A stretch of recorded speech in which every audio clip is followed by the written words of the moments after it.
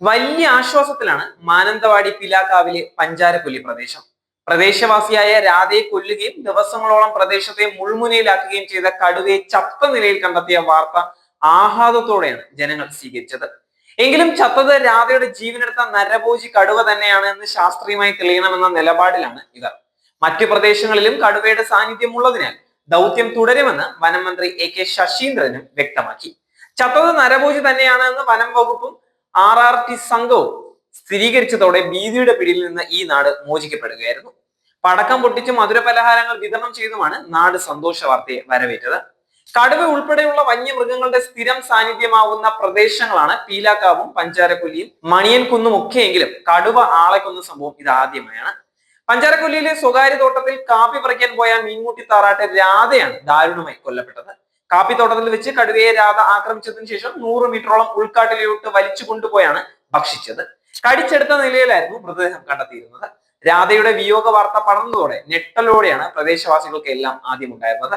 എന്നാൽ അതേസമയം വയനാട് പഞ്ചാരക്കൊല്ലിയിലെ കടുവയെ വെടിവെച്ച് കൊല്ലാൻ കേരള സർക്കാർ ഉത്തരവിട്ടത് നിയമവിരുദ്ധമാണ് എന്ന് BJP നേതാവും പരിസ്ഥിതി പ്രവർത്തകയുമായ മേനക ഗാന്ധി പറയുകയാണ്.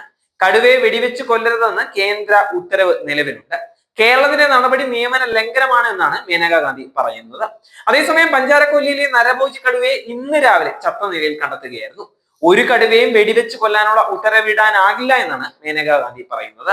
കേരളം പതിവ് പോലെ നിയമം ലംഘിക്കുകയാണ്. കടുവയെ പിടികൂടാം, എന്നാൽ കൊല്ലാൻ സാധിക്കുകയില്ല എന്നാണ് കേന്ദ്ര സർക്കാർ ഉത്തരവ്.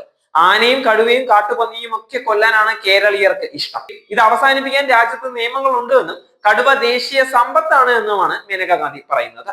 വയനാട്ടിലെ കടുവ പ്രായമായതാണ്, അതിനെ വേഗത്തിൽ പിടിക്കാം. അതുകൊണ്ട് തന്നെ കടുവയെ പിടികൂടാനുള്ള ശ്രമമാണ് ഉണ്ടാകേണ്ടത്. മനുഷ്യ വന്യമൃഗ സംഘർഷങ്ങൾ ഉണ്ടാകുന്നതിന് കാരണം വന്യമൃഗങ്ങളുടെ പ്രദേശങ്ങൾ മനുഷ്യർ കൈയടക്കുന്നത് കൊണ്ടാണ് എന്നും മേനക ഗാന്ധി പറയുന്നുണ്ട്. വയനാട് പഞ്ചാരക്കൊല്ലിയിലെ നരഭോജി കടുവയെ ഇന്ന് രാവിലെയാണ് പ്രിയദർശിനി എസ്റ്റേറ്റിന് സമീപത്തെ വനമേഖലയിൽ ദൗത്യ സംഘം ചത്ത നിലയിൽ കണ്ടെത്തിയത്. പഞ്ചാരക്കൊല്ലിയിൽ വെള്ളിയാഴ്ചയാണ് തോട്ടം തൊഴിലാളിയായ രാധയെ കടുവ കൊന്നത്. കടുവയെ പിടിക്കാനായില്ലെങ്കിൽ വെടിവെച്ച് കൊല്ലാമെന്ന് വനം മന്ത്രി ഉത്തരവിറക്കിയിട്ടുണ്ടായിരുന്നു. എന്നാൽ ദൗത്യ സംഘം തിരച്ചിൽ നടത്തിയിട്ടും കടുവയെ കണ്ടെത്താൻ കഴിഞ്ഞിരുന്നില്ല.